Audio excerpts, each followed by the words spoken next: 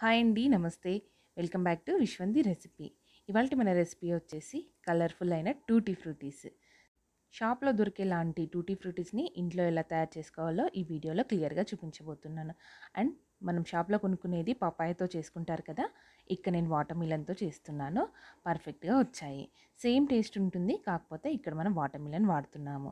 ఇప్పుడు పపాయ అంటే అందరికీ అవైలబిలిటీగా ఉండదు కదా, వాటర్ మిలన్ అంటే సమ్మర్ కదా, అందరూ వాడుకుంటారు.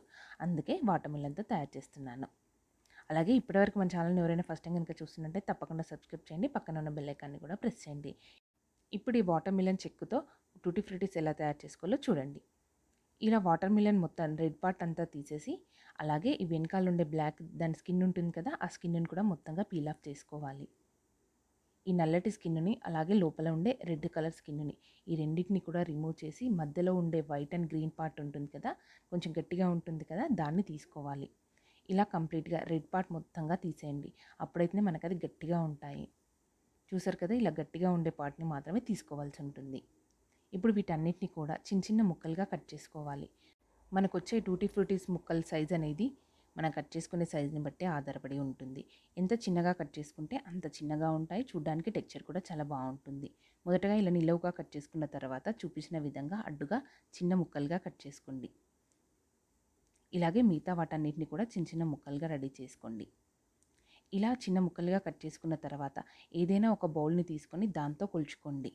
మనం కొలుచుకునే ఈ కప్పుతోటే వాటర్ని అలాగే షుగర్ని కూడా యాడ్ చేయాల్సి ఉంటుంది. ఇప్పుడు ఇలా కొలుచుకుంటూ ఒక బౌల్లోకి తీసుకోండి. నేను తీసుకున్న ముక్కలు కరెక్ట్గా నాకు 3 కప్పులు అయ్యాయి.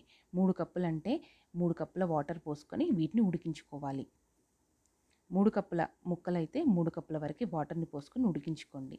వీటిని మీడియం ఫ్లేమ్లో ఒక 10 నుంచి 15 నిమిషాల పాటు ఉడికించడం వల్ల ఇలా వాటర్ మొత్తం తగ్గి వాటర్ మిలన్ ముక్కలు అనేటివి ఇలా ట్రాన్స్పరెంట్గా మారుతాయి. ఇలా ట్రాన్స్పరెంట్గా మారిన తర్వాత స్టవ్ ఆఫ్ చేసి పెట్టుకోండి. వీటిని మరీ ఎక్కువగా సాఫ్ట్గా కుక్ చేయకూడదు, అలానే హార్డ్గా కూడా కుక్ చేయకూడదు. ఇలా ట్రాన్స్పరెంట్ అయ్యేంత వరకు కుక్ చేసుకుంటే సరిపోతుంది. ఇప్పుడు స్టవ్ ఆఫ్ చేసి పెట్టుకొని వాటర్లో నుంచి సపరేట్ చేసుకోండి. ఇలా వాటర్లో నుంచి తీసేసిన తర్వాత ఒక ప్లేట్లో వేసుకుని ఒక 10 నిమిషాల పాటు ఆరనివ్వండి. అలా 10 నిమిషాల పాటు ప్లేట్లో ఆరబెట్టడం వల్ల మనం ఇలా తీసుకున్న తర్వాత కూడా ముక్కల్లో కొంచెం వాటర్ అనేది ఉంటుంది కదా, అది కూడా ఆరిపోతుంది. మనం కొలుచుకున్న ముక్కలు 3 కప్పులు అయ్యాయి కదా, 3 కప్పులకి 1.5 కప్ షుగర్ని వేసుకోవాలి.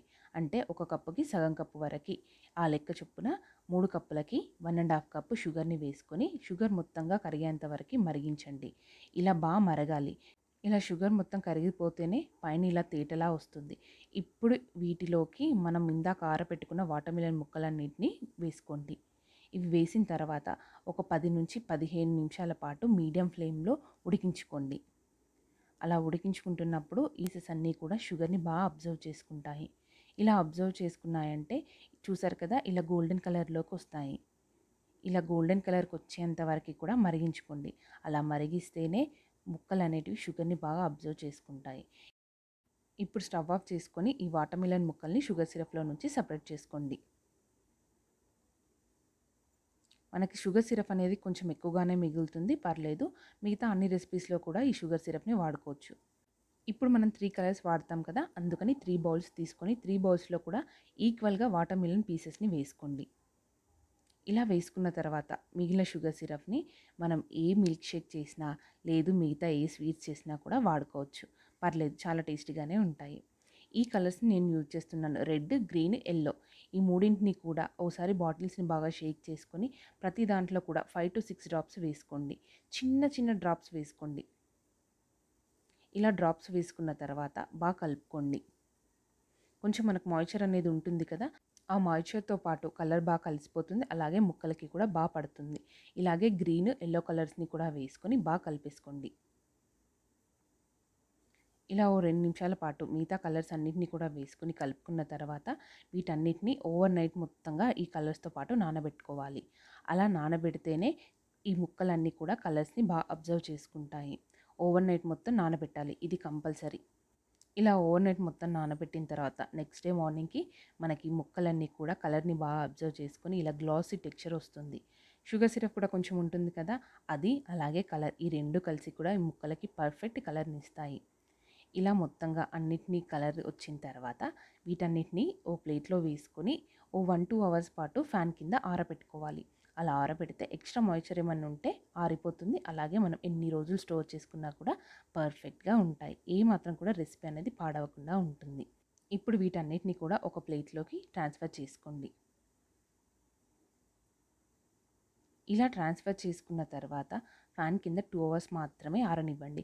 ఎండలో అస్సలు ఆరబెట్టద్దు. ఎండలో ఆరబెట్టామంటే మాత్రం ఖచ్చితంగా ఇవన్నీ డ్రై అవుతాయి, టేస్ట్ అయితే పోతుంది. ఇలా మనకి ముట్టుకుంటే కొంచెం లోపల సాఫ్ట్నెస్ అనేది తెలిసేలా ఉండాలి అంటే మాత్రం 2 అవర్సే ఫ్యాన్ కింద మాత్రమే ఆరబెట్టండి.